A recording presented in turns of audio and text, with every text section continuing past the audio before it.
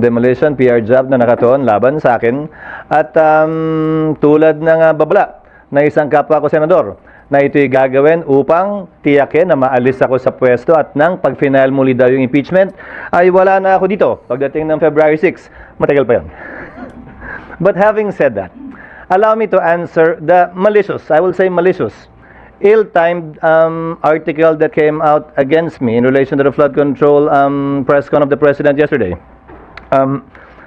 Number one, ang sinabi ng Pangulo kahapon, mga completed flood control projects mula 2018 na nagkakahalaga ng humigit kumulang 550 billion pesos. Sinabi niya, wala siyang aligasyon, pero 15 kontratista ang nakakuha ng ganong kalaking pondo.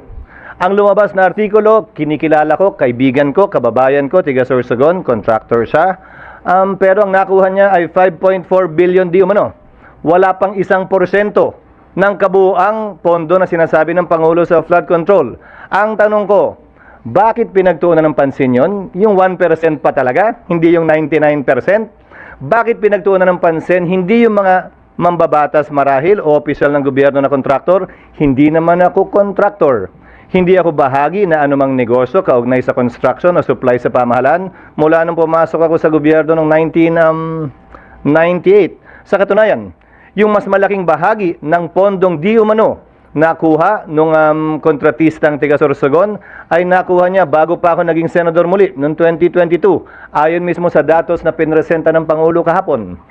So klaro, malisyoso ang artikulo, tiniming ang paglabas at tiniming talaga para ika nga idikit ito bagaman walang sinabi ang artikulong ginawa kong mali o masama. Yung insinuation, yung innuendo, nandun pa rin. Kaya minabuti kong sagutin ngayong umaga. Kaya for the record, wala akong kinalaman sa pag-identify, paggawa ng program of work, pag-bid, pag-award, pagbahay, pagbayad, pag-inspeksyon ng anumang proyekto sa pamahalaan, sa Sorsogon man o sa labas ng lalawigan ng Sorsogon. Meron kaming bibigay sa inyong data tungkol sa kinal naming figures kung saan papatunayan nun na wala pa nga ako dito nung karamihan yun ay nakuha.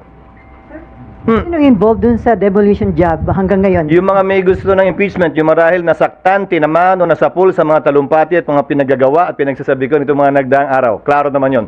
Kasamahan Yun ang impormasyong nakakarating sa amin. Kasamahan nyo rin, sir, dito sa Hindi principally kasamahan namin dito sa Senado. Ang sa pagkakaalam namin sa labas, pero hindi ko alam kung may tumutulong, kakuntsaba o kakumplot. Pero taga labas. Sir, Obvious naman siguro yun. Kung sino yung pinaka may gusto ng impeachment. Yes. Sir. Uy, magsisingit lang ako. Sir, Ano, mambabatas. 11 o'clock lang ako, Mambabatas din, sir. Itong demolition job. Ayon sa aming impormasyon, Okay na, huy, So, sir, baby. kino-confirm nyo na nag-donate siya ng 30 million Yes, plus? nasa records yun. In fact, nakuha yan ng Rappler mismo sa article na sinulat nila noong 2022, 2023 pa. Sir, to be clear, from House of Representatives, yung sinasabi niyo po. Yung impormasyon namin, Pero yung nagde-demolition job sa inyo, taga-house? yung nagde-demolition. Yung nasa likod ng demolition job, Oo naman. ay taga-house? Di ba nga, nung nakarang linggo naman, may video yung nilabas sa akin sa house at kung ano nung innuendo at insinuation na naman ang pinalabas. As if naman may maling ginagawa. Hindi naman ako nagnakaw doon. Kung yun man, pumasok lang ako. Yes, Nipa. Kasi na-campaign contributor nyo nga raw. So, pa-explain lang po, Matag- masama ba to o walang nga. mali dito? Gaya ng sinabi ko, wala namang sinabi yung Rappler article na illegal na ginawa. Dahil wala naman talagang illegal doon. Kaya lang yung innuendo nga, insinuation at yung malicious timing, kino-question ko. Dahil lumabas ng article to noon pa, inulit lang uli at dinikit dito sa kwentong ito. Ang kwentong ito na insertion, sabi ko ang pinakamalaking ang nakuhang pondo, ayon mismo sa paglalahad ng Pangulo kahapon, ay nung niwala ako dito sa Senado, ako'y gobernador sa aming lalawigan. Sir, Pero kung sir, magkaroon nung ng senador- Senate investigation, Ha? kung magkaroon ng Senate investigation, kahit naging campaign donor nyo yon, hindi yon makakaasa na magiging fair pa rin kayo Sa sa... 27 taon ko sa Kongreso, sa gobyerno at sa Senado, ang mali palagi sa akin ay mali at ang tama ay tama. Kaibigan man, kakilala o hindi, pantay ang aking magiging pagtrato. Yes.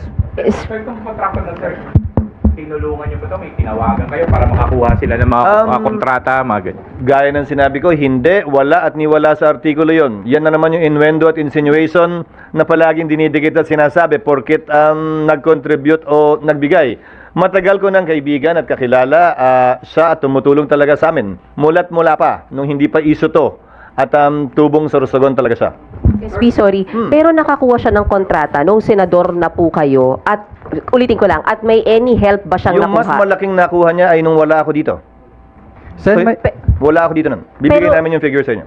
Pero nung senador na kayo, SP, nakakuha pa siya ng kontrata po? Hindi ko alam dahil hindi naman niya ako partner sa negosyo. Hindi ako bahagi ng kanya negosyo. Again, that's the innuendo and the insinuation being floated and propagated. Bakit natin hindi tingnan? Sino ba yung mga mambabatas at opisyal na gobyerno na aktual na kontraktor, aktual na may-ari noong mga kumpanya na nakakuha ng kontrata sa gobyerno? Kaya nga naghain kami ng panukalang batas, hindi ba ng bill, na sinasabing bawal na up to the 4th civil degree. Kasi usually pag nagiging gobyerno, nagiging opisyal ng gobyerno, appointed or elected, binibigay sa anak, binibigay sa asawa. 4th civil degree is beyond the first cousin. So second cousin na kung gusto niyang ipasa pa kung pagkakatiwalaan niya.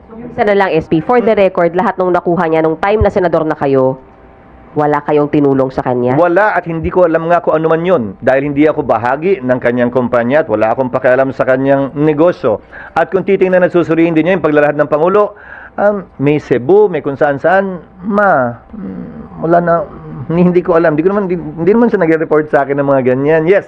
Sen, may mga lumalabas na mga ibang video din na sinasabi nung 2021, mga nasa 4 lang yung kanyang project, yung kanyang company. But 2022, after kayong magtulungan doon sa inyong kandidatura, umabot na ng mahigit 20 That is again an insinuation. Look at the figures again before you ask that question. Why? Ang pinag-uusapan 2022 budget. Ginawa ang 2022 budget ng 2021 Congress. Hindi pa ako bahagi ng 2021 Congress at that time. Governor pa ako sa aming lalawigan. Kung pag-uusapan mo ay budget ng 2022, ginawa yan ng 2021. So sorry, kindly check your facts. So sir, maaari bang kahit kung hindi nyo man siya tinulungan, pwede bang may mga instances na ginagamit yung name nyo para makakuha siya Kung may ginawa siyang illegal, ulitin ko kung may ginawang illegal sino man, dapat managot sila. Pero wala akong kinalaman kaugnay sa program of work, pag-bid, pag-award. Ang binibid at award namin ay mga programa at proyekto ng lalawigan noon, ng Sorsogon, kung saan procuring entity ang Sorsogon Provincial Government. Wala kaming kinalaman sa National Government Agency procurement. Kabilang na ang pagbabayad. Hindi nga ako bahagi ng Kongreso. Pero babalikan ko. Bakit ba pinupuntirya ng Rappler at ninyo ang 1% ng 550 billion? Nasaan yung 99%? Talagang ang unang article na ilalabas, napaka-coincidental naman, galing naman masyado. Unahin natin yung 1% bago yung 99%. Hindi inuna yung pinakamalalaking kumpanyang binanggit ng Pangulo, isa pa sa pinakamaliit. Pero maging ganun pa man, dahil wala kaming tinatago, sasagutin ko palagi yan at hindi ko tatalikuran. Yung responsibilidad na maging transparent at sumagot sa mga katanungan bagaman dispalinghado kaugnay sa bagay na ito. Nasa kamayan ng aking mga kasamahan kung may epekto ito o wala, pero buwang paniniwala ko na nakikita nila, they can see through this, at nakikita nilang paninira lamang ito at parte ng demolition job na pinagdadaanan hindi lamang ng inyong lingkod, pinagdadaanan ng ilan ding sa mga kasamahan ko na pumosisyon laban sa impeachment ng gusto ng ilang mga grupo, sektor at tao. Thank you. Yung mga mambabatas po na aktual na contractor sa House po yung tinutukoy nyo, wala po sa Senate? Wala akong Ano ba yan? Pabalik-balik na. Last na to oo, dahil wala akong kilala na kontratista o supplier dito sa Senado. At pansin nyo, nilahad ng isang pahayagan na bakit tahimik? Bakit na nahimik ang Kamara? Kaugnay sa pahayag ng Pangulo kahapon. Pero may mga kamag-anak pa. Malamang, ewan ko. Malalaman natin sa mga susunod na araw. Sila naman, yung 99% naman, sinagot ko na yung 1% eh. Sila naman dun sa balanse. Thank you. Good morning.